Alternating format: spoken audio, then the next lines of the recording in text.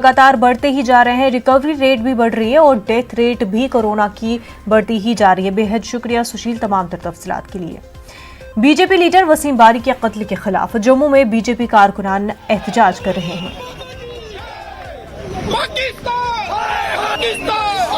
बहुत से घटनाएं हुई हैं, चाहे गौहर भट्ट साहब हो, चाहे शबीर भट्ट साहब हो, गुल मोहम्मद पीर साहब हो, और अब हमारे वसीम बारी साहब, उमर सुल्तान साहब और उनके पिताजी बशीर साहब हो।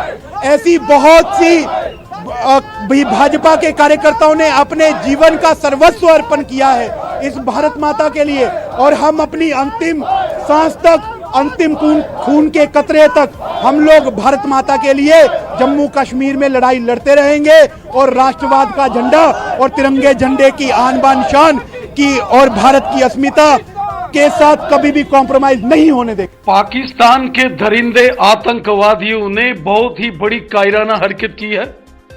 भारतीय जनता पार्टी के जांबाज सिपाही की तरह, एक शेर की तरह कश्मीर घाटी में भारत माता का तिरंगा झंडा बुलंद करने वाले, वंदे मातरम और भारत माता की जय जयकार कश्मीर घाटी की, कश्मीर की वादियों में करने वाले भारत माता के वीर पुत्र शेख वसीम बारी साहब, उनके भाई उमर सुल्तान जी और उनके पिताजी को पाकिस्तान के कायर आतंकवादियों ने छिपकर पीठ के पीछे वार करके उनको शहीद कर दिया।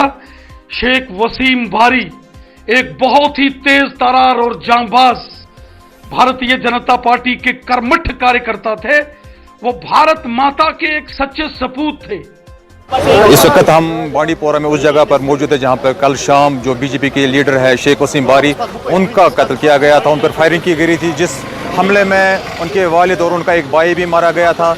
इस वक्त हम वहां पे मौजूद है और जो 3 डेड बॉडीज़ है उनको यहाँ पे लाया गया। हम आपको वो दुकान भी दिखाने की कोशिश करेंगे जिसमें ये तीनों बंदे बैठे थे और जहाँ पे उन पे हमला किया गया। ये है शेख वसीम बारी का मकान जहाँ पे उनका ऑफिस भी था। इसी ऑफिस के नीचे वो अपने एक दुकान में बैठे थे और कल शाम उन पर नामालूम मिलिटेंटों ने हमला किया और वो वहाँ पे मौके पे ही मारे गए। इस वक्त जो 3 डेड बॉडीज़ है वो उनके घर लाई गई है और जो उनको दफन करने का अमल वो अभी शुरू नहीं हुआ है। यहाँ पे जो सिक्योरिटी है वो बढ़ा दी गई है और फिलहाल इस हवाले से कहा जा रहा है कि जो 10 PSOs उसको उसकी हिफाजत पे तैनात रखे गए हैं, उनको अरेस्ट किया गया है। और इस वक्त हम देख रहे हैं कि उस घर के बाहर है हम यहाँ पे, और उसके जो रिश्तेदार है वो आवाजारी कर रहे हैं।